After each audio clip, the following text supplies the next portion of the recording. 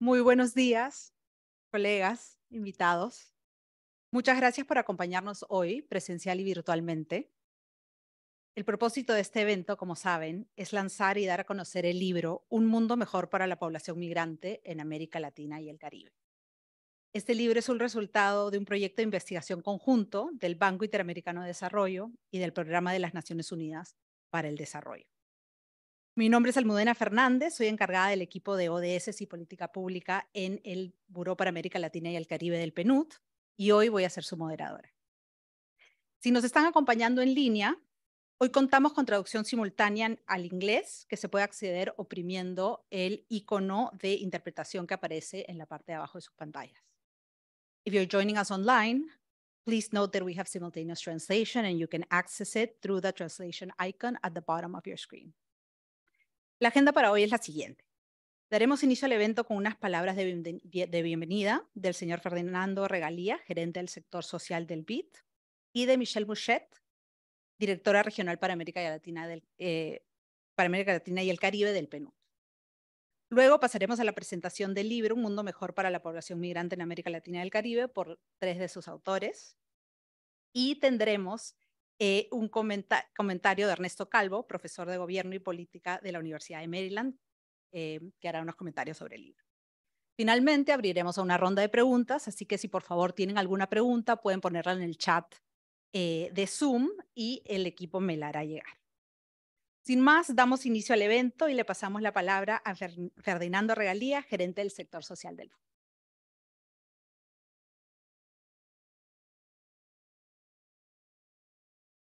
Muchas gracias, Almudena. Es muy buenos días. Les doy la bienvenida a quienes nos acompañan hoy aquí presencialmente en la oficina del BIN, los valientes del viernes, y a quienes nos están siguiendo a través de la transmisión del evento. Realmente para mí es un gran honor presentar el libro Un mundo mejor para la población migrante en América Latina y el Caribe. Este trabajo, como mencionaba Almudena, es el resultado de un gran esfuerzo colaborativo entre el BID y el Programa de las Naciones Unidas para el Desarrollo PNUD. Y quiero aprovechar para saludar y agradecer a Michelle Bouchet, directora regional de América Latina y el Caribe del PNUD, por estar hoy acá y en nombre suyo agradecer a todo el equipo del PNUD por su compromiso y el trabajo que han realizado en este proyecto. De mi parte también agradecer a Ana María Ibáñez, asesora de la Vicepresidencia de Sectores del BID, por el liderazgo en este proyecto, el apoyo que le ha brindado, y a Felipe Muñoz y a todo el equipo de la Unidad de Migración para el trabajo enorme que han hecho como coautores de este proyecto. Déjeme contarle que este libro forma parte de un esfuerzo más grande, que es el Laboratorio de Percepciones y Migración, que lanzamos solamente hace algunas semanas. Y confiamos que el laboratorio y este libro serán de mucha utilidad para guiar a los países de la región a enfrentar uno de los retos más complejos para la integración de la población migrante, como es la cohesión social y el deterioro de la xenofobia. Y es una muestra de lo que podemos lograr cuando unimos esfuerzos entre los organismos para avanzar en propuestas innovadoras para el diseño de políticas públicas para el desarrollo de nuestra región. Como ustedes saben, en América Latina y el Caribe se está ocurriendo uno de los procesos migratorios más grande y complejo de su historia. Y como en cualquier parte del mundo, con el crecimiento de la migración, crece también falsas narrativas y sentimientos negativos hacia la población migrante. Y esto no es solamente un problema para la población migrante. Eso es también un gran reto para los países receptores. La xenofobia afecta a la cohesión social y el deterioro determina un deterioro de la confianza hacia el interior de las sociedades. Y por supuesto, hace mucho más difícil la integración de la población migrante. Por ello, la evidencia que se ha construido con este libro, con los experimentos que se han llevado a cabo en 9 países de la región, pueden dar luces a los gobiernos, a la sociedad civil, a nosotros como entidades de apoyo en este tema, para encontrar mecanismos para reducir la xenofobia. Confío, espero que este no sea solamente un libro, realmente sea un llamado a la acción, un impulso para ver en nuestra región esfuerzos para promover una conversación positiva sobre la migración que contribuya a la integración de la población migrante y permita a las comunidades de acogida beneficiarse de su contribución social y económica. Muchísimas gracias a todos y ahora paso, un gran honor pasar la palabra a Michelle.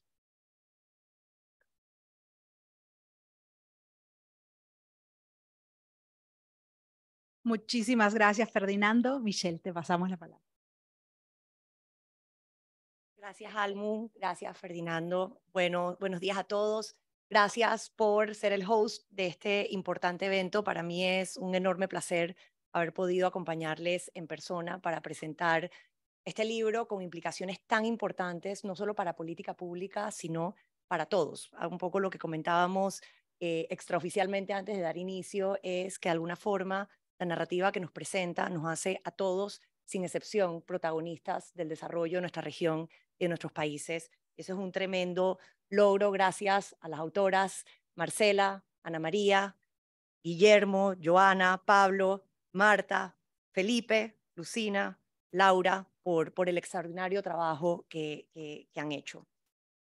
Cuando hablamos de migración, para mí es inevitable pensar inicialmente en que lastimosamente la manera en la que la estamos viviendo en gran proporción en América Latina y el Caribe no es más que una verdadera tragedia humana. La forma en la que están transitando migrantes, y en este momento hablo también como panameña, como persona que ha estado en el tapón del Darién viendo unas realidades que son muy difíciles de digerir y que después de que uno pasa por esta sensación de proximidad, creo que no hay vuelta atrás en la manera, el sentido de urgencia por el cual trabajamos todos los días para poder mejorar estas condiciones. Y como decía Ferdinando en su intervención, América Latina y el Caribe, a diferencia de otras regiones que han pasado por flujos y procesos migratorios a diferentes velocidades y por muchas décadas y en algunas siglos experimentando en este proceso, en América Latina se ha dado como una gran erupción, donde la proporción de población migrante ha aumentado de una manera exponencial. Finales de 1990 hablábamos de 7 millones de personas migrantes en la región. En el 2020 ya son 15.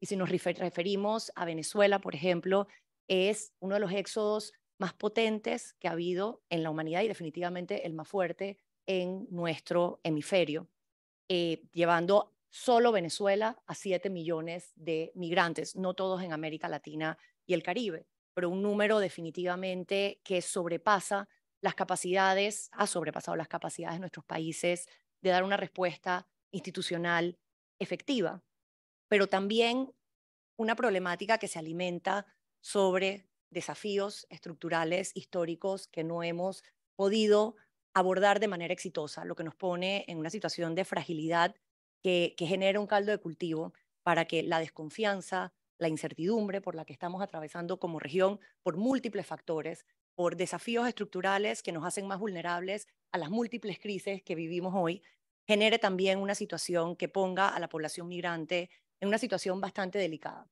Y esa debilidad institucional, esa desconfianza en nuestras instituciones, esa incertidumbre está siendo aprovechada en muchos de nuestros países con discursos que alimentan xenofobia, con discursos que se aprovechan políticamente de una situación que, vuelvo y repito, es una tragedia humana y que tiene que poder ser abordada desde esa perspectiva. Y existe la sensación y, en efecto, precisamente ante esa debilidad y esa falta de avanzar hacia un modelo de desarrollo que sea verdaderamente inclusivo y sostenible, es indiscutible que todos estos flujos migratorios sí tienen efectos en pobreza, sí tienen efectos en desarrollo. Pero al mismo tiempo representan oportunidades en la medida en que podamos contar con evidencia que pueda informar la toma de decisiones basada en la realidad y no únicamente en percepciones que pueden estar sesgadas. Y yo les puedo decir, con el sombrero de hacedora de política pública y habiendo pasado por gobiernos donde desde una cartera de desarrollo social tienes que tomar decisiones multidimensionales para un fenómeno tremendamente complejo, donde no lo puedes abordar única y exclusivamente desde una perspectiva de seguridad o desde una perspectiva de desarrollo social, sino que tiene que ser una perspectiva multidimensional, holística, que incorpore a los diferentes sectores. Puedo decirle que la evidencia con la que contamos para tomar decisiones de política pública en materia de migración no es del todo clara. no es del todo claro el impacto que las decisiones que estamos tomando como países están teniendo. Y eso genera una situación muy difícil para el tomador de decisión hoy en día. Por eso la generación de evidencia que pueda alimentar esta toma de decisiones se vuelve totalmente clave y para poder construir, como dice el título del libro, un mundo mejor para la población migrante en América Latina y el Caribe. Y yo creo que este libro nos abre la puerta a una oportunidad, a la oportunidad que presenta todo este flujo migrante para potenciar un modelo de desarrollo distinto al que estamos avanzando en nuestra región. Y solo a través de información, solidaridad y políticas públicas eficientes y eficaces basadas en la evidencia podemos avanzar hacia esa incorporación de la población migrante en los esquemas de desarrollo. Y es muy interesante, yo no voy a adelantarme a los hallazgos del libro porque para eso tenemos a los autores que van a poder hacerlo para nosotros.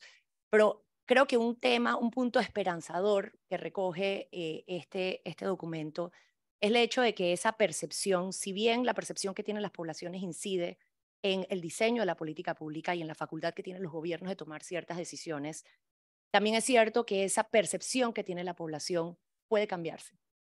Y si bien el libro plantea que la información tiene un efecto mucho más potente que a veces campañas sensibles, videos, imágenes, como los autores nos van a comentar en este momento, yo diría algo que no tiene ningún tipo de evidencia científica. Yo creo que la información, cuando es veraz, cuando está basada en la evidencia, cuando tiene un respaldo científico, lo que hace más que iniciar un proceso cognitivo en quien la recibe, y percibe y se posiciona de una manera distinta ante el fenómeno de la migración, yo diría que lo que hace es conectar con nuestro sentido humano. Al final, ese miedo al otro que trata de insertarse como una narrativa muy fuerte, no es más que una construcción sobre la falta de proximidad sobre una realidad.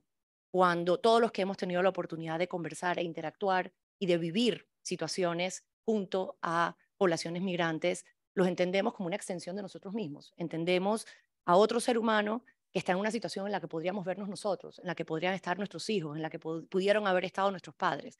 Y eso definitivamente hace que se convierta en un motor para tratar de buscar soluciones. Entonces yo veo en la información no solo una evidencia científica que informa política pública, sino un mecanismo de conectar con nuestro sentido de humanidad y de solidaridad para ver esto como un problema de todos, para ver esto desde una perspectiva humana, pero sobre todo entendiendo, y repito, para mí el mensaje más poderoso de este libro es que nos hace a todos protagonistas, que deja claro que absolutamente todos los ciudadanos, no solo los gobiernos, tenemos un rol que jugar en la manera en la que nos informamos para tomar decisiones y definir posturas ante las problemáticas, y en este caso una problemática como la migración.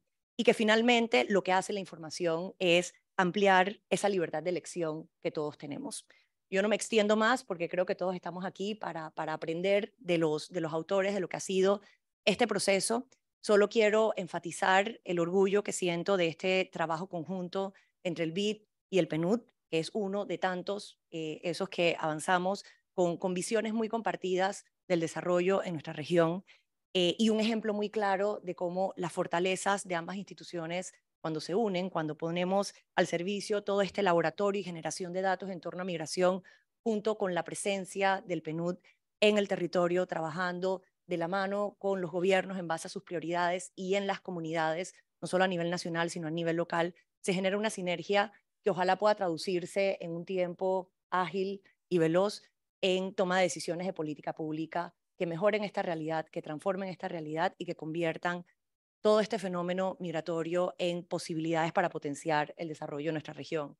Gracias nuevamente por esta colaboración que inicia bajo el liderazgo de Luis Felipe y que tengo yo el honor de ser quien los acompaña inaugurándola, habiendo recibido pues los mejores comentarios del equipo. De hecho, todo el equipo hubiese dado todo por estar aquí con ustedes porque fue un proceso que se disfrutó tremendamente precisamente por verle el valor que hay detrás. Queda en nosotros seguir apoyando a los gobiernos a que esta información pueda ser usada para informar políticas públicas y transformar nuestro modelo de desarrollo en la región. Gracias, Fernando, nuevamente. Gracias a todo el equipo. Felicidades a los autores y muy contenta de poder estar aquí con ustedes esta mañana. Gracias, Almu.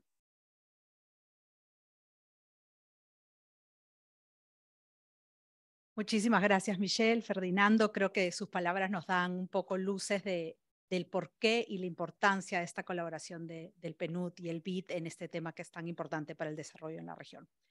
Sin más, pasamos a la presentación de los hallazgos del libro. Vamos a escuchar de 3 de sus autores. Marcela Meléndez, asesora senior del Banco Mundial, quien lideró este proyecto desde el PNUD como economista jefa para América Latina y el Caribe. Ana María Ibáñez, que nos acompaña virtualmente, asesora principal del BID. Y Felipe Muñoz, jefe de la unidad de migración del BID. Marcela, Ana María, Felipe, les paso la palabra. Muchas gracias, Almudena. Yo empiezo la presentación. Siento mucho no poder estar con ustedes hoy allá. Infortunadamente tenía que estar en otro lado y no lo podía hacer.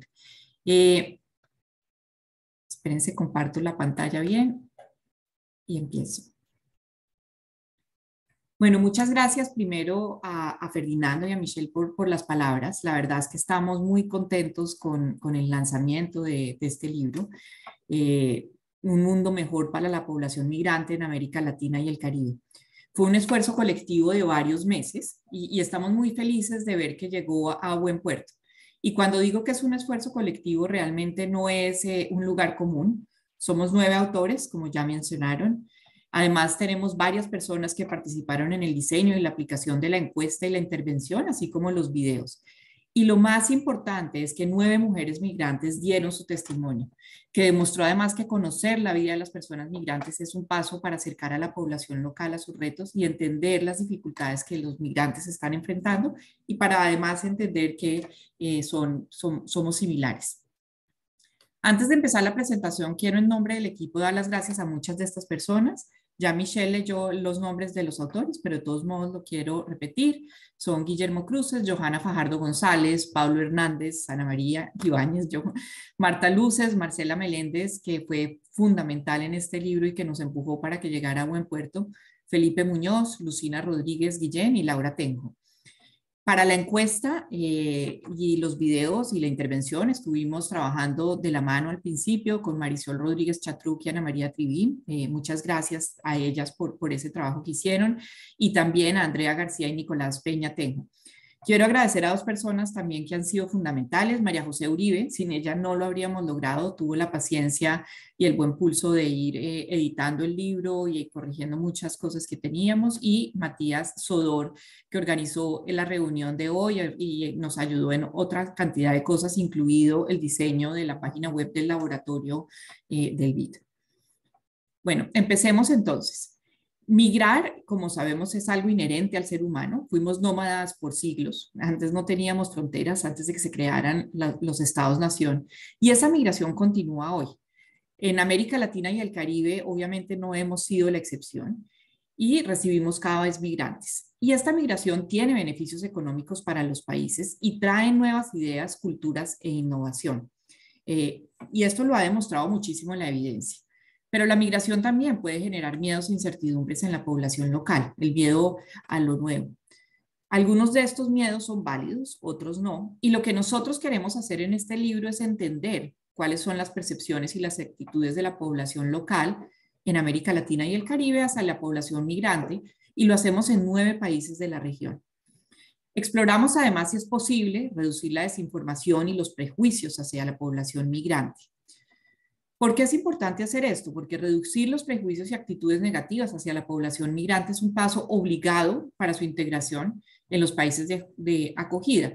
Y esto mejora además el bienestar de los migrantes y me atrevería a decirlo que también mejora el bienestar de la población local, porque se reducen y se aplacan muchos de estos miedos que tiene la población local a la llegada de migrantes. La migración ha sido, como ya mencioné, una constante en la región. Realmente durante décadas fuimos, América Latina y el Caribe, una de las regiones que tenía más emigración. Y en los últimos años la migración ha pasado de ser por fuera de la región a ser dentro de la región, que es un fenómeno relativamente nuevo. Tenemos algunos fenómenos puntuales, pero no solamente es por eso que tenemos más migración dentro de la región. Tenemos el éxodo de la población venezolana, el retorno de la población migrante a México y tenemos otros flujos migratorios. Y como ya lo dijo Michelle, esto implica que en el 1990 la migración que teníamos, el número de migrantes que teníamos en América Latina y el Caribe era de 7 millones y en 2020 ya íbamos por 15 millones. 76% de estos son migrantes intrarregionales. Y algunos flujos migratorios han sido masivos y en un corto periodo de tiempo. Y esto es muy importante para lo que vamos a estudiar hoy. ¿Qué ha significado esto? Tenemos, por ejemplo, que en Colombia y Perú 5% de la población es migrante, en Chile 8% y en Belice 16%. Algunos de estos países como Colombia, mi país, nunca habían sido países receptores de migrantes. Entonces, realmente ha sido un proceso bastante nuevo para nosotros y eso pues obviamente tiene implicaciones sobre lo que vamos a estudiar. La llegada de personas migrantes, y esto lo muestra la evidencia, suele estar acompañada de un periodo inicial de solidaridad y de acogida, sobre todo cuando tenemos esas migraciones intensas, de flujos migratorios intensos y por crisis en los países de origen. Sin embargo, tras este periodo inicial y el flujo persistente, las actitudes y las percepciones hacia los migrantes empiezan paulatinamente a deteriorarse. Los países desarrollados han estimado estos fenómenos de actitudes y percepciones a los migrantes por varios años. Lo que se ha encontrado es que la xenofobia y la discriminación hacia los migrantes suele basarse mucho en desinformación, en mitos y en prejuicios, y en miedos que son infundados sobre los efectos nocivos de la migración en los mercados laborales, la economía, el crimen y la cultura del país. Y esto es muy importante porque atraviesa las discusiones públicas. Y estas discusiones públicas, por supuesto, tienen un efecto en las decisiones de política pública que se toman en los países para tomar las decisiones y también en el diseño de estas políticas públicas. Esto, además de afectar el bienestar de los migrantes, que es muy importante, se puede convertir en una talanquera para acelerar la integración de los migrantes en los países de destino, que como ya mencioné, es muy importante hacerla de una buena manera para poder recibir y percibir muy rápidamente los beneficios económicos de la migración y también para reducir en el corto plazo los costos para ciertos grupos de la población de la llegada de migrantes. La región, por supuesto, no ha estado exenta de estos temores y prejuicios. Tenemos algo que es importante y diferente frente a los países desarrollados, y es que la población migrante tiene muchas similitudes con la población local en términos de cultura y en términos de otras dimensiones, lo cual reduce este miedo a la llegada a lo desconocido. Sin embargo, la población local también tiene unas condiciones sociales y económicas mucho más precarias que generan más incertidumbre sobre el futuro. Por ejemplo, tenemos unos niveles de informalidad laboral muy alta que hace que las personas crean que sus trabajos los pueden perder mucho más fácilmente. Quiero, sin embargo, enfatizar, y me parece muy importante, que esta discusión debe evitar también estigmatizar a la población local. Muchos miedos pueden ser válidos aunque sean infundados. Y en todo este proceso es muy importante también escuchar a la población local y ver cómo reducir estos miedos. Y los datos nos muestran que, en efecto, lo que está pasando en América Latina y el Caribe es cierto. Como les mencioné, hemos tenido un incremento importante en la migración y ese incremento en la migración se disparó sobre todo en 2015, pero ya venía aumentando desde el año 2000. Y lo que vemos es que en paralelo ha habido un crecimiento de la xenofobia en la región en este tema. Por supuesto, aquí no estoy diciendo que eso lo causa directamente, pero sí vemos que ha habido una asociación muy grande entre un incremento de la población y un aumento de la xenofobia. ¿Qué queremos nosotros hacer? Lo que queremos hacer es entender cómo las actitudes y las percepciones hacia los migrantes y también hacia las políticas para los migrantes se pueden afectar, se pueden cambiar y se pueden moderar las actitudes negativas. Esto depende, por supuesto, de una conjunción de factores. Voy a ir muy rápido sobre estos, pero consideramos que es importante tener todo esto en mente. ¿Qué tan dispuestos están los locales a acoger a la población migrante? ¿Cómo perciben los efectos de su llegada sobre el país? ¿Y cuánto consideran que el Estado debe apoyar su integración? Dependen, como dije, de varios factores. En primer lugar, las características de las personas y el contexto donde estas personas viven van a influir esas actitudes y percepciones. Por ejemplo, se ha encontrado en muchos países que las personas con mayores niveles educativos suelen tener actitudes más favorables hacia los migrantes. Por otro lado, el contexto económico, político y social del país importa, e importa de manera importante. Cuando un país está enfrentando un choque negativo, una recesión, las percepciones contra los migrantes pueden endurecerse y pueden surgir actitudes xenofóbicas por estas razones.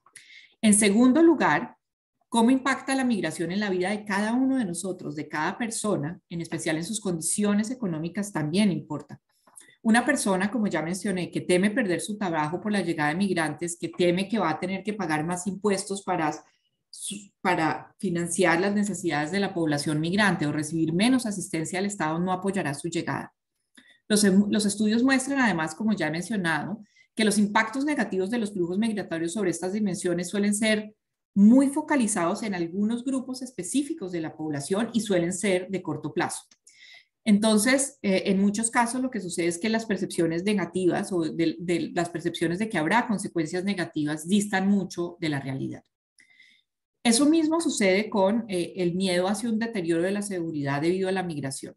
Y este es un factor determinante en las actitudes negativas hacia los migrantes. Al igual que con las condiciones económicas, esto dista bastante de la realidad. La migración no deteriora la seguridad ni aumenta el crimen, y la evidencia sobre esto es bastante contundente. Por otro lado, lo que puede pasar con la población local es que puede acoger con generosidad o en su defecto no apoyarla por motivaciones relacionadas más con los beneficios del país, no con qué le va a suceder como persona individualmente, sino lo que le puede suceder al país en colectivo. Estos tipos de motivaciones los denominan la literatura como sociotrópicas, y un ejemplo de esto es, por ejemplo, que una persona puede mirar con buenos ojos a la población migrante, pues considera que va a enriquecer la cultura del país, traer diversidad, y esto va a redundar en beneficios. Por último, las preferencias, las normas sociales y los valores juegan un papel preponderante en las posiciones que tendrá una persona hacia los migrantes. El parroquialismo, por ejemplo, o como llamamos en economía y en ciencias sociales, las preferencias intragrupo, pueden llevar a la población local a trazar unas diferencias y unas fronteras entre nosotros, los locales, y la población migrante, asignar características comunes a los migrantes y crear entonces dinámicas de exclusión. Todo esto va a interactuar para moldear estas percepciones y actitudes. La evidencia sobre estos temas se ha concentrado en los países desarrollados. Realmente esto es una contribución importante de este libro. Tenemos muy poca información sobre los países en desarrollo. La influencia y lo que se ha encontrado en estos países es que los factores preponderantes que explican estas actitudes hacia la migración son las motivaciones sociotrópicas, es decir, qué va a suceder con el país como un todo y no necesariamente las motivaciones económicas, que juegan un mucho menor papel. Lo otro que es muy importante es que las actitudes antimigración son más fuertes cuando existe una mayor distancia cultural con la población migrante o cuando las personas migrantes provienen de países más alejados. Sin embargo, nosotros no podemos extrapolar los resultados de los países desarrollados a nuestros países. Nuestros países son, primero, en el caso de América Latina y el Caribe, hay una mucho menor distancia cultural entre los migrantes y la población local, y nuestras condiciones económicas y sociales son muy diferentes.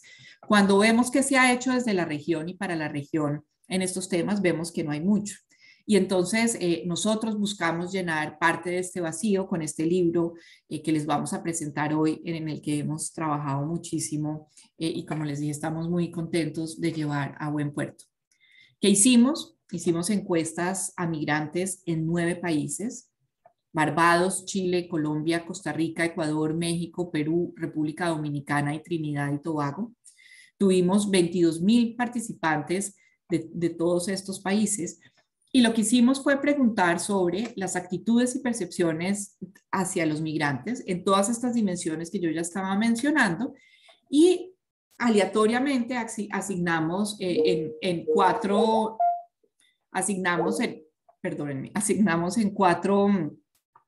tipos de tratamientos. A unas personas no les dimos ningún tipo de información.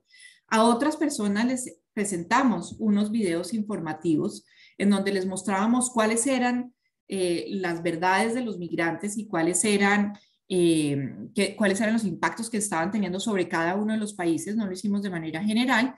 Y también hicimos unos videos emotivos donde mujeres migrantes en cada país contaban su experiencia y lo que les había sucedido en la migración. Ahorita les vamos a mostrar unos ejemplos. Y a una cuarta parte les mostramos un video que no tenía nada que ver realmente con lo que estábamos haciendo. Era un video muy sencillo que lo que quería era tener un video del mismo tiempo para que no estuviéramos teniendo efectos del experimento, de la intervención más que experimento, por haber incluido ese tiempo en la encuesta. Los dejo entonces con los videos y después de los videos de paso a Marcela para que nos cuente los resultados de este trabajo.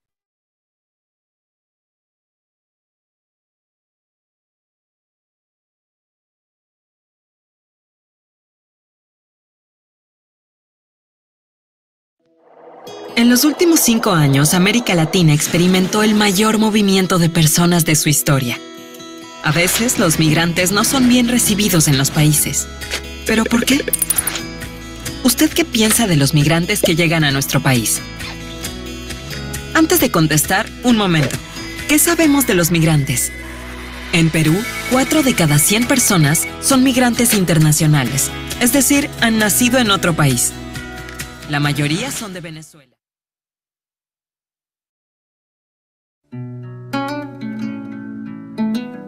Mi nombre es Yusbaili Carrillo Masi. Vengo de Venezuela, Barquisimeto, Estado Lara. Tengo 2 hijas y vivo aquí en Lima, Perú, con mi esposo también.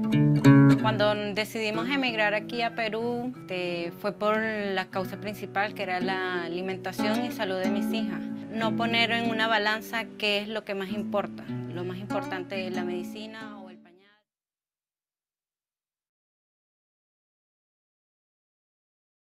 Bueno, recojo de donde dejó Ana.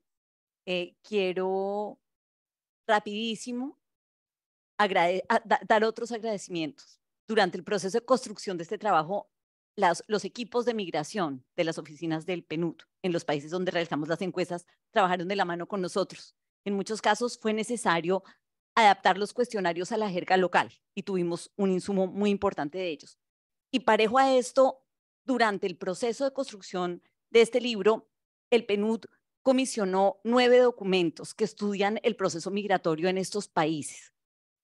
En la revisión de estos documentos trabajamos de la mano con los amigos, con los colegas del BID y también con los equipos de nuestras oficinas. Esto es un material que yo no he visto en otra parte. Creo que es complementario al esfuerzo que ha hecho el BID y creo que es un esfuerzo interesante que quiero poner sobre la mesa. Fuera está colgado, espero, al lado de este libro en la página del PNUD. Fuera de esto, personas que se nos olvidó mencionar en los agradecimientos, Adriana Camacho, en varios momentos del proceso desde el PNUD, hizo lectura de los capítulos en borrador, colaboró con nosotros en las revisiones de los cuestionarios, y una mención pequeñita a Luis Felipe López Calva, que como director regional, pues fue la persona que impulsó este proyecto. Antes de entrar a mostrarles los resultados, quiero precisar 2 cosas que creo que no quedaron claras, creo que Ana tuvo como un typo verbal. 1, las encuestas fueron a personas locales de los países, no a migrantes. Lo que hicimos fue estas encuestas en las cuales se capturó una parte de información, luego la encuesta se interrumpe y hubo una intervención distinta y fue a 3 grupos, nada más. Solo hay un país en que se hicieron 4 y ya les cuento cuál. Hubo un grupo al que se le mostró el video emotivo, un grupo al que se le mostró el video informativo, un grupo al que se le mostró ese video placebo, tratando de que fuera sobre un tema que no afectara, que no tuviera ninguna relación con el tema migratorio. Y solo en un caso hicimos 4 grupos, que es en el caso de República Dominicana. De hecho, fue por sugerencia del equipo del PNUD en República Dominicana, porque estábamos tratando de buscar videos emotivos sobre una persona que fuera representativa del migrante local. Y en República Dominicana, pues hay 2 flujos, uno histórico, antiguo, tradicional de Haití, y uno más reciente de Venezuela, donde hay una cosa que es muy interesante para explorar y es una mujer venezolana que es mucho más parecida en sus características a los dominicanos, y una migrante más antigua, donde hay un choque racial, cultural y de otro tipo, y donde se pensó, y en efecto, se encuentran respuestas distintas. Entonces, es el único país en que... Ahora, muy rápidamente los voy a caminar por algunos de los resultados que... Pasé hacia atrás. Porque creí que iba a llegar. Yo creo que esto era de Ana. Perdón. porque esto ya Ana lo dijo hablando. Entonces, ya, perdónenme, tenemos un problema de compartir presentación, pero todo lo que pasó antes ya lo dijo Ana. Lo que les iba a decir es que el capítulo 6 del libro trata de recoger los resultados de todos los países y hace también un ejercicio sobre la muestra agrupada. Eso es lo que yo les voy a mostrar. Ahora tratamos de hacer unos gráficos que resuman esa información. Vamos a ver si lo conseguimos. Y pues hay que decir que cada país tiene un estudio a profundidad específico en los otros capítulos del libro. Entonces, esto es el resumen. Lo que nosotros estamos encontrando en general es que los dos videos resultan efectivos para cambiar las percepciones y que con la mayor frecuencia, y les voy a mostrar luego la excepción, el video informativo es tanto o más efectivo que el video emotivo. Esto es un resultado que a nosotros nos sorprendió, es un poco lo contrario de lo que esperábamos, donde uno cree que la emotividad de la gente es la que va a marcar la diferencia. Esto no es lo que encontramos. Encontramos que las intervenciones tuvieron un impacto positivo sobre la percepción hacia la migración y sobre prejuicios. Esa es la respuesta que surge cuando le preguntamos a las personas si es bueno o malo que los migrantes vivan en su país. Y la manera como se lee esta gráfica es en cada línea ustedes van a encontrar la respuesta de los tres grupos que teníamos. El grupo de control al que no se le hizo ninguna intervención, el grupo que recibió el tratamiento emotivo y el grupo que recibió el tratamiento informativo. La bolita, el círculo vacío es el resultado agrupado. Cuando se mueve de esta manera, quiere decir que hubo un efecto. Estamos aumentando el porcentaje de personas que dijeron que es bueno que los migrantes vivan en su país, y fíjense que en este caso es cierto que los dos videos son efectivos para mover la aguja, el informativo más. Pero una cosa que quiero resaltar, que cada uno de los marcadores es el resultado individual del país. Y aquí tenemos resultados muy heterogéneos. En algunos países, en general, esto que les estoy diciendo ocurre en todas partes, pero en algunos países los videos son igualmente efectivos, indistinguibles. En algunos países un video es más efectivo que el otro, en algunos países no hay efecto. Este no es el caso en esta respuesta, pero esto es como una generalidad y voy a pasar más rápido por las siguientes gráficas. Espero que haya sido una buena explicación de cómo están concebidas. Estamos diciendo de corto plazo, y esta es otra precisión que es importante hacer, porque nosotros medimos estas percepciones en el instante, ¿no? Las personas contestaron la encuesta, vieron el video y luego contestaron otras preguntas que nos permiten hacer el ejercicio estadístico robusto para comparar. Pero nosotros no les preguntamos a estas personas qué pensaban sobre esto un mes después, 2 meses después, 1 año después. Lo que podemos concluir es que fuimos muy efectivos en el momento inmediato, lo que estamos llamando el corto plazo, y pensamos que si este tipo de intervenciones se hacen de una manera recurrente, uno tendría que tener unos buenos resultados. Esa es la respuesta cuando le preguntamos a los migrantes si piensan que es bueno que un migrante sea su vecino. Fíjense en Chile. En Chile no logramos mover la aguja. Chile es uno de los países donde fue más duro mover la percepción, pero hay un elemento que es importante resaltar, y es que ya hay porcentajes altos de la población que tiene una percepción relativamente positiva frente a los migrantes. Entonces, cuando el porcentaje que ya está convencido de algo positivo es alto, mover al porcentaje que ya tomó una decisión negativa es mucho más difícil. Lo que encontramos es que esto, digamos, realmente es poco efectivo para mover a la gente que ya ha tomado una decisión muy fuerte negativa frente a la migración. Creo que en general nos pasa frente a cualquier tema. Es mucho más fácil mover a los que en el inicio se sienten indecisos. Los que contestan, perdón, la pregunta decía, ¿es bueno, malo o depende? Los que contestan depende usualmente son los que se mueven con las intervenciones. A la pregunta si se puede confiar en los migrantes tanto como en la población local, los dos videos son igualmente efectivos. Fíjense que el círculo está exactamente en el mismo sitio, está más arriba que los que no recibieron ninguna información, pero está exactamente en el mismo sitio para el promedio latinoamericano. Y hay variedad entre países. Logramos que las intervenciones causen una mayor disposición a confiar en la población migrante, y no está mostrado aquí, pero también a donar a su causa. Esto es una pregunta que a mí me da un poco de dolor porque la logramos mover y en algunos casos logramos duplicar el porcentaje que estaría dispuesto a donar por la población migrante, pero mi sensación es que los latinoamericanos no estamos muy dispuestos a donar por nada. Entonces la logramos duplicar de 4% a 8%. ¿Sí? Es supremamente baja. Y no fuimos efectivos, las intervenciones no fueron efectivos para que la gente sienta que puede de verdad ver desde el punto de vista de los migrantes. Esa es una pregunta que formulamos tal cual. ¿Usted cree que es fácil ver desde el punto de vista de los migrantes y la gente como que le cuesta mucho trabajo pensar que puede ponerse en el pie de otra gente? Esta es una pregunta importante, la del mercado laboral.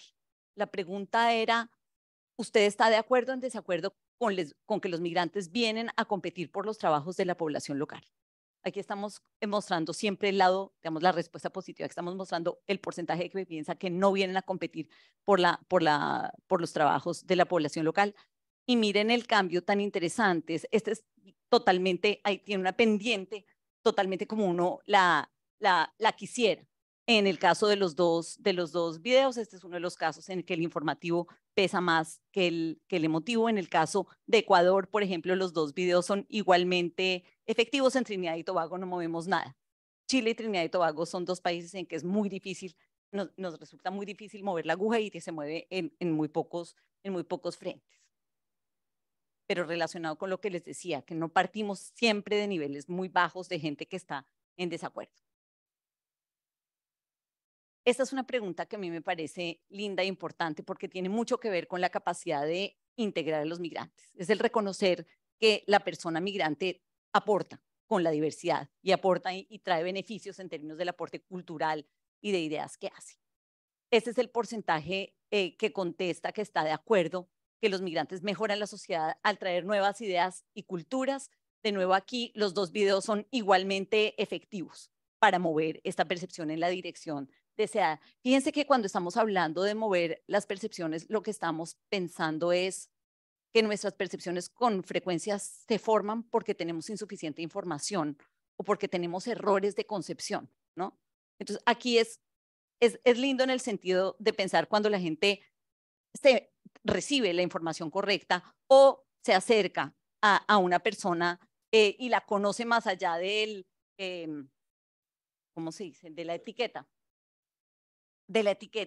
Y encuentra que hay detrás una persona con una historia de vida, es mucho más fácil que haya una reacción positiva.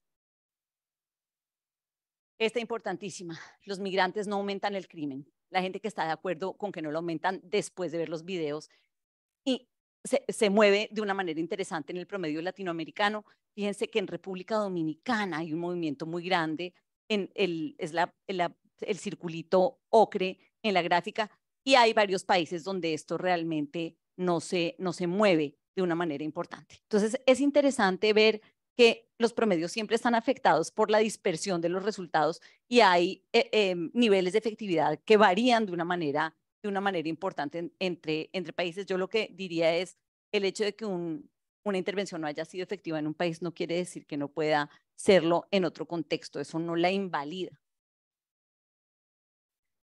Y esta es la única pregunta en la cual el video emotivo tiene un efecto mucho más importante que el video informativo. Y es cuando le preguntamos a las personas si creen que todas las mujeres migrantes terminan en el trabajo sexual.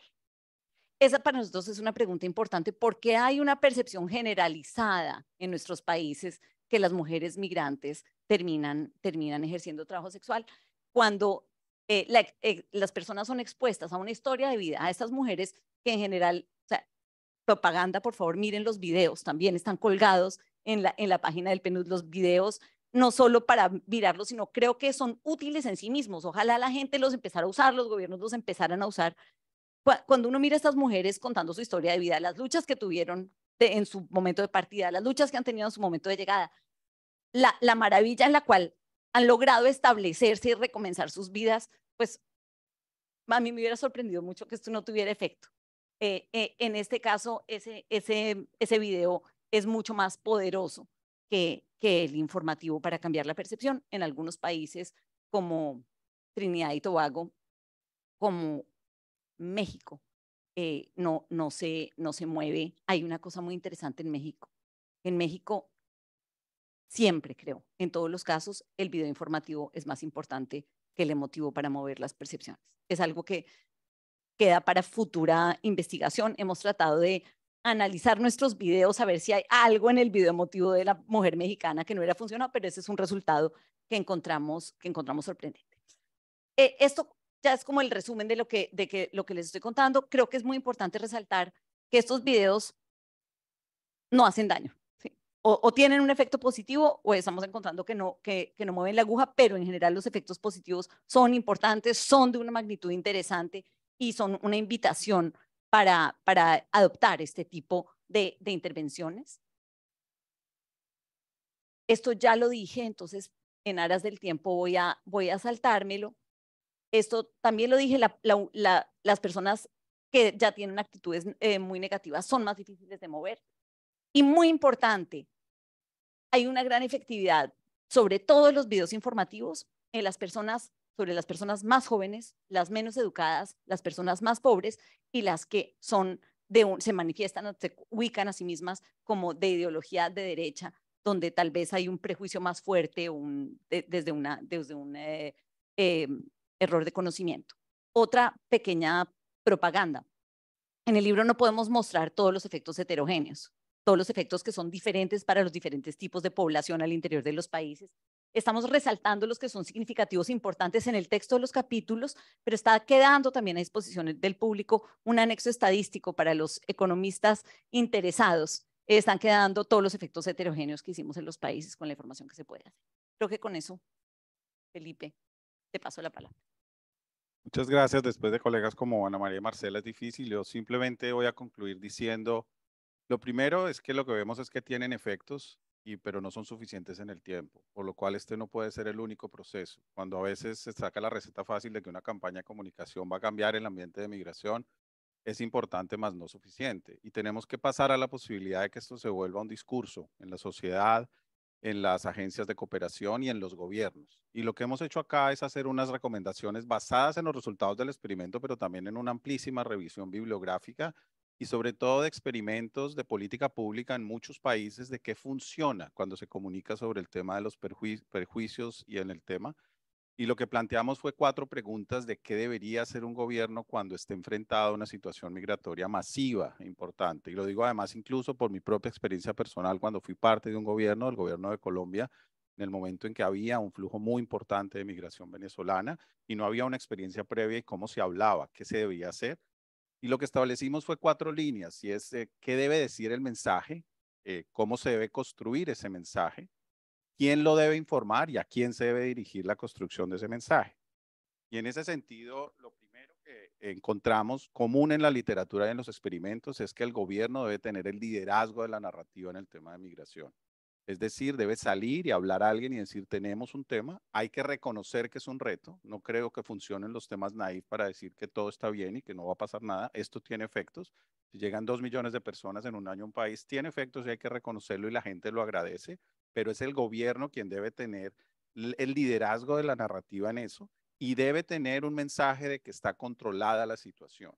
Es decir, aquí hay un tema, hay unos canales irregulares de entrada, pero el gobierno debe transmitir, y así está demostrado en muchísimos, incluso de gente que ha tenido que enfrentar estos temas, como Rui Márquez cuando fue el delegado de refugiados en Portugal, de lo que se denominó en su momento la crisis europea.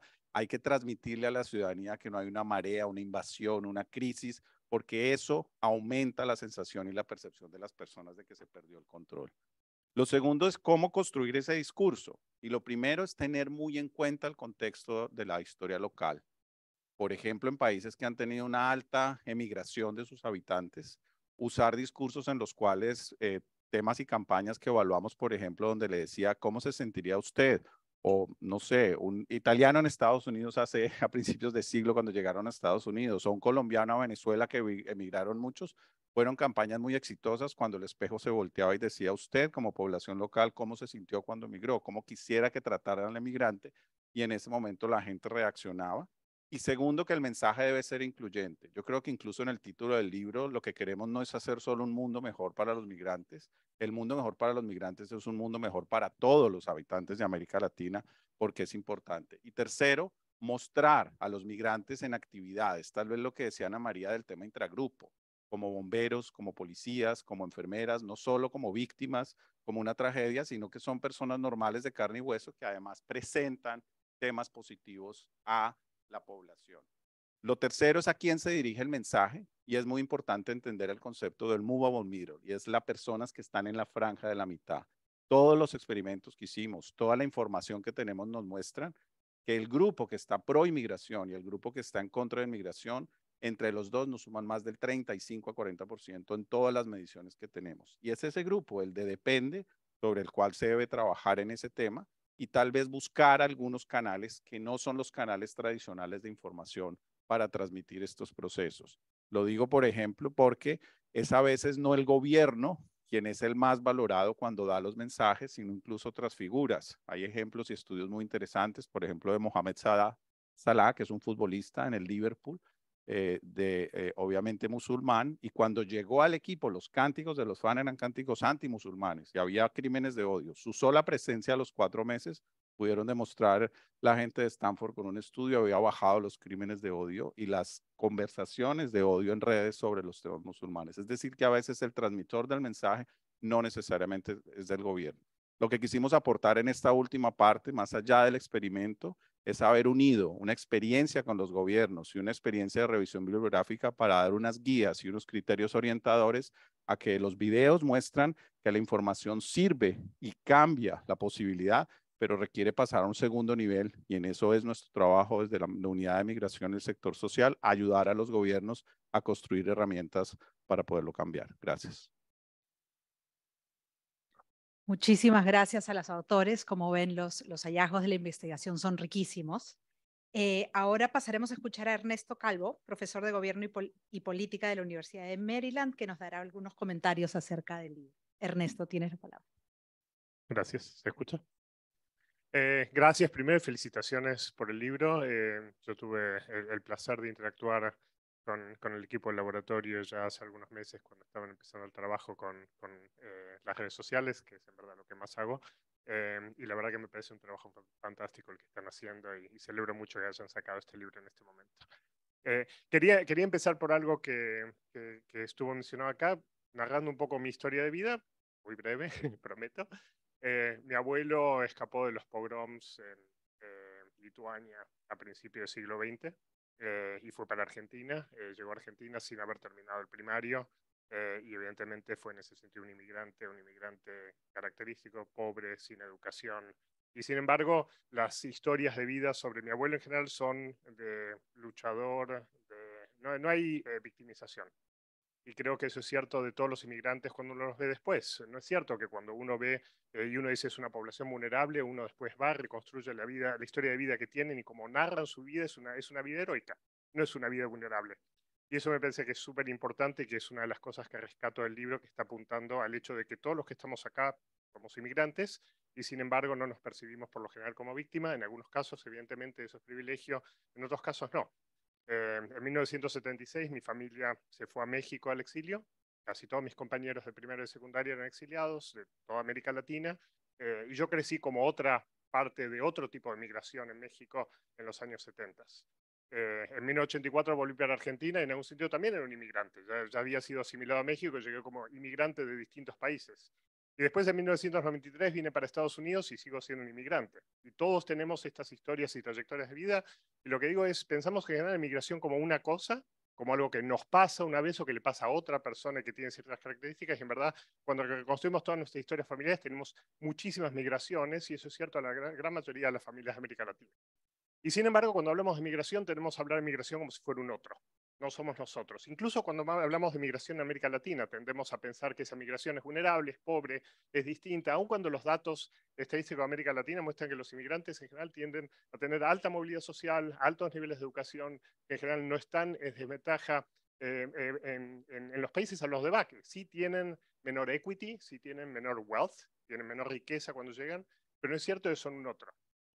Entonces, a menudo cuando pensamos en los inmigrantes, tendemos a tratar de eliminar los elementos de xenofobia, tratando de hacer justificaciones son muy extrañas, porque si, por ejemplo, uno no diría, no, las personas de otra raza no son en realidad más propensos al crimen, y uno diría, hay que demostrar que no lo son para poder aceptar que la raza no es un problema, ¿no? Tampoco decimos, las mujeres en realidad no son más propensas al crimen, y si demostramos que no son más propensas al crimen, entonces las cuestiones de género son aceptadas. Pero con los inmigrantes sí lo hacemos. Con los inmigrantes se dice, tenemos que demostrar que no son más propensos al crimen, tenemos que demostrar que no son más propensos a abusar del estado de bienestar. Entonces, asumimos que los inmigrantes son un otro, y son un otro distinto, no como por ejemplo raza o grupo étnico o género, en el cual no aceptaríamos que son un otro. Decimos, no, eso no se puede decir, no son un otro, somos nosotros en otra estructura, ¿no? En otro género, en otra raza, en otra etnia, porque a los inmigrantes cuesta muchísimo hacer ese tránsito. Y es súper importante, y lo que más rescato en el sentido del espíritu del libro, no solamente los experimentos, es que cuando están haciendo, lo están tratando de superar esa valla, ¿no? De superar esa barrera que hace que el inmigrante sea un otro. Y tratar de eliminar la otredad, la extranjeridad. Hay un poema famoso del siglo XIX en Estados Unidos, La Rosa de Tutuala, que dice esa dudosa cualidad moral de ser un extranjero.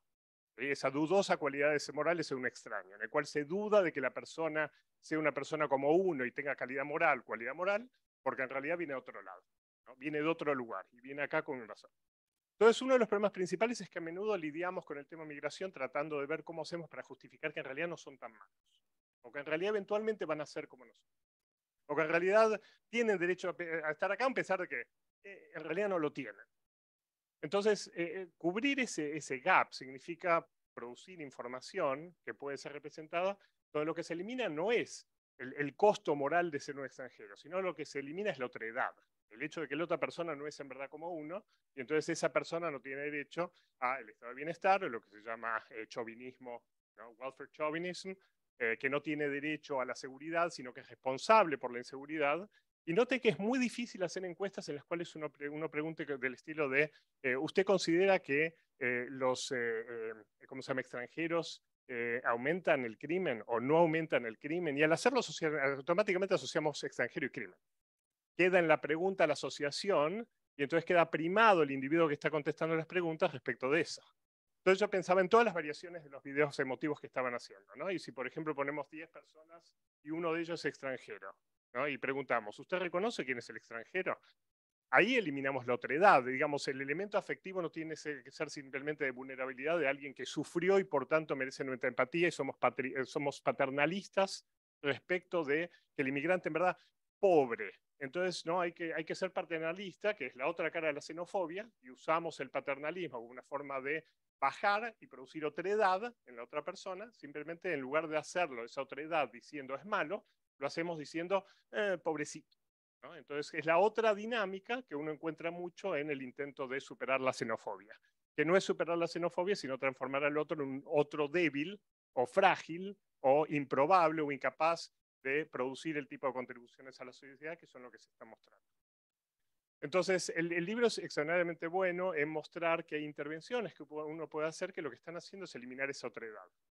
Lo pueden hacer mostrando datos, y creo que mostraron que la eficacia de mostrar evidencia es muy alta en modificar las actitudes, pero yo presionaría un poco y diría, tenemos ahora esta maquinaria que ustedes han armado, hay muchos mensajes emotivos, y yo creo que si uno pone a un peruano en Chile con la camiseta del equipo de Chile gritando vamos Chile en la selección, la aguja salta un montón, porque de pronto deja de ser un otro. Entonces la emotividad es extraordinariamente local. Por supuesto, eso en el libro de ellos está mostrando, la interpretación va a ser muy local. Entonces uno también necesita como en publicidad encontrar los mensajes que son locales, que eliminan esa otredad. Pero el trabajo que están haciendo justamente de mostrar con evidencia cómo es que uno puede mover esa aguja, para mí tiene que ver con cómo hacemos para que ese individuo, que es un individuo migrante, que es como gran parte de los individuos migrantes que tenemos en todos los países, logran romper esa barrera de la otredad y pasan a ser simplemente parte de la población, cuyo origen no era en otro estado, en otra provincia, en otro municipio, sino que es el país de al lado, en el país de enfrente, etc. También quiero destacar, nosotros en general pensamos los shocks inmigrantes y pensamos en los 7 millones nuevos de Venezuela y no en los otros 7 millones. Y por supuesto hay motivos. La población de Venezuela que está migrando es mucho más vulnerable. Mucho más vulnerable, como debo decir también mi abuelo, no para ponerlo en un buen pie o tratar de decir también, sino en el sentido de que posiblemente la población de Venezuela, que está saliendo de una situación terrible en este momento, en 20 años mire para atrás su historia y la viva de una forma heroica y como un momento de grandes logros personales. Entonces, uno a veces tiene que permitir que la gente construya esas narrativas desde un punto de vista que no es justamente ni paternalista, ni tampoco está sujeto a la captura por parte de cuando un gobierno, un partido político, etcétera, trata de construir narrativas negativas. Entonces, hay un elemento heroico interesante de pelea que es construido, que a mí me gusta y que me parece que es lo que realmente está cambiando la aguja. Y que creo que en el libro, solo por el hecho de que los datos permiten eliminar más la otredad que el sufrimiento, que hay ciertos videos en los cuales la emoción con la que uno conecta no necesariamente es la emoción de uno. Entonces, quizás los videos emotivos que se están usando, lo que uno tiene que hacer es hacer 30 videos emotivos, 40 videos emotivos y ver cuáles son mejores que los datos y ver cuáles son los datos que funcionan mejor. Y que en ese sentido me parece fabuloso el trabajo, pero no me casaría con la idea de que hay que presentar datos. Diría, bueno, quizás lo que necesitamos son algunas propagandas de fútbol con la remera, ¿no? Ponerlo a Salah, que me parece un excelente ejemplo, porque lo que Salah está haciendo es mover la aguja justamente por generar la idea de que es parte de mi sociedad, y es entonces el tipo de migración que uno conoce, el melting pot, ¿no? Esa cosa, esa idea en la cual todos somos inmigrantes y entonces los nuevos inmigrantes participan de esa nueva cultura. Un dato interesante en esos temas de migración que menciono muy brevemente es en las encuestas en Estados Unidos en este momento, cuando se le pregunta si Estados Unidos es un melting pot, los demócratas 60, 70, 80% dice que sí, 30, 40% de los republicanos dicen que sí. Eso quiere decir que estos elementos de partisanship, ¿no? De partidarios y de gobierno, tienen que ser también incorporados. Una cosa que me encantaría ver en las próximas iteraciones del libro, que lo hacen también, es la respuesta de las élites. Claramente uno de los grandes problemas que tenemos con migración es que estos discursos no son simplemente de los individuos, sino que están siendo usados políticamente para disminuir gasto, para interpelar políticamente y crecer. Ese es el elemento que para mí el libro abre la puerta como para que digamos, bueno, veamos los videos también en las élites, veamos también los videos cuando modificamos los elementos afectivos, veamos qué tipos de informaciones tienen mayores logros. Así que la verdad que celebro muchísimo cómo, digamos, análisis basado en evidencia trata de empujar una narrativa por la positiva y no por la paternalista o xenófoba. Y en eso vale la pena leer el libro y ver hacia dónde se va. Gracias. Gracias.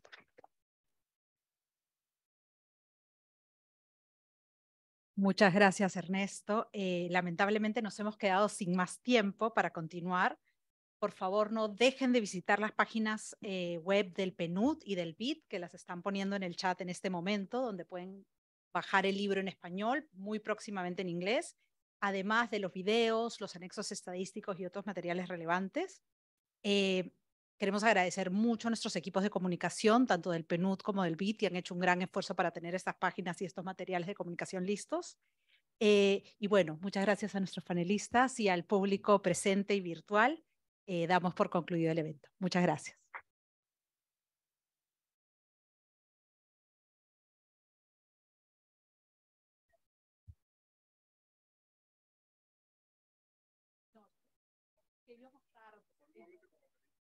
Ya íbamos todos tarde.